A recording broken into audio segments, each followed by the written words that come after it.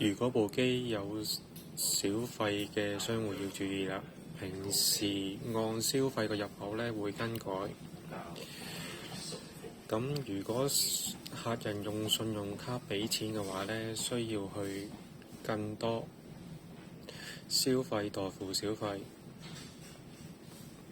打返原本消費個銀碼，譬如10蚊，咁確定下卡。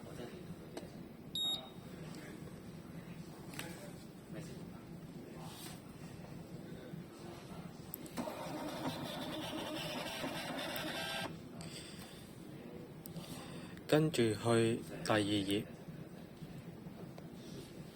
消費調整嗰度先可以加返個消費嘅。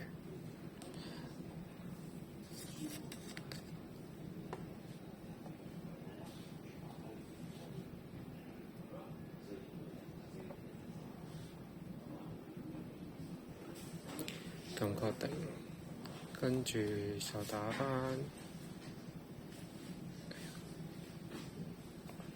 1蚊，